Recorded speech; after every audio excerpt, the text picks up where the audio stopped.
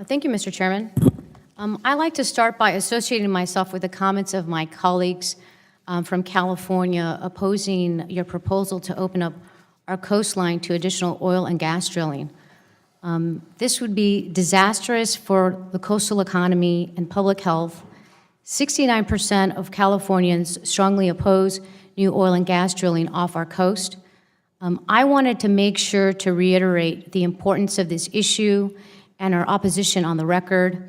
As somebody who has fought to prevent oil drilling off the California coastline, it's also very personal for me, so I wanted to make sure to also express my opposition.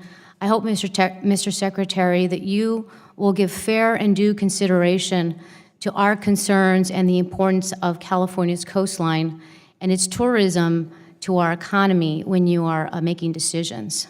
And really, the same thing that when I talked to Governor Brown, is it was my decision to put everything on so America could see its potential, almost zero-based budgeting, and then I've talked to every governor, I've talked to most congressmen about it, and then we're going to shape the plan to make sure it reflects the interests of the communities and Thank the you, governors. Mr. Secretary.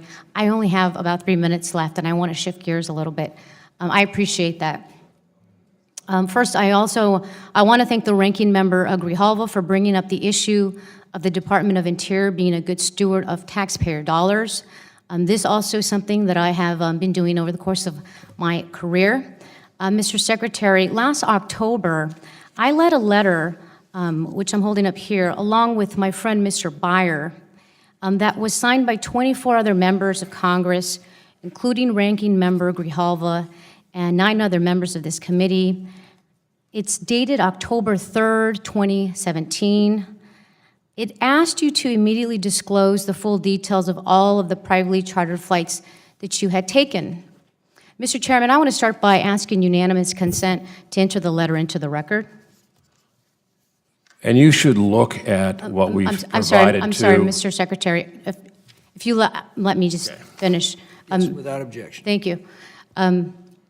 So the letter that was written to you was as a result of reporting by the Washington Post, Politico, and numerous other sources. The reports included a $12,000 charter flight from Las Vegas, Nevada to Montana, taken last June aboard a plane owned by executives of a Wyoming-based oil and gas exploration firm, part of an industry whose permitting process you are tasked with overseeing. Now, these flights can give the appearance that you are mixing political gatherings and personal destinations with official business.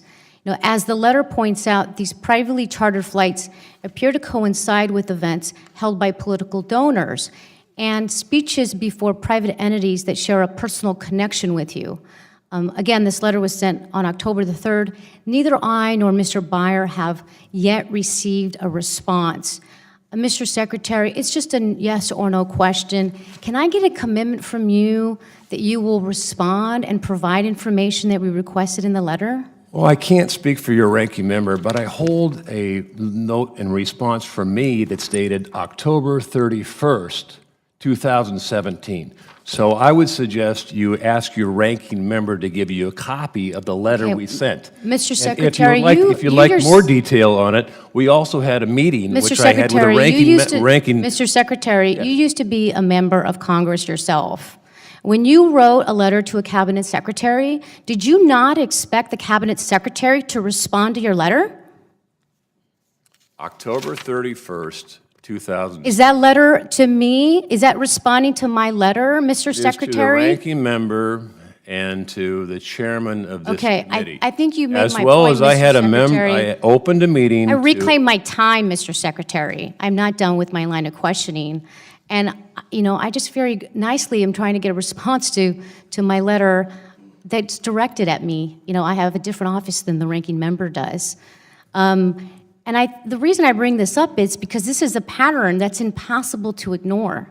One that has the optics of the steward of our public lands, allowing the concerns of political donors and the oil and gas industry to receive further greater influence than those of the American people. And excessive spending, whether it's on this or a door. Can I get a commitment that when I send you a letter, Mr. Secretary, you will respond to me in a timely manner to me as the member who wrote the letter? I would love to give you a commitment, and I wish you would give a commitment to me of courtesy, because I answered the letter. Not only did I answer the letter, but I also had a minority meeting, which I invited every member of the minority to sit down and talk line by line on any issue you had. And as far as a oil and gas concern, it's contracted by the Department of Interior, blind of origin, and if a company owns a contracted King Air, then we don't look at who owns it, because we go through a government contracting service, and that's exactly what occurred. So to give an allegation that somehow we favor King Airs traveling at night after traveling all day across from Barrump, Nevada, would be inappropriate.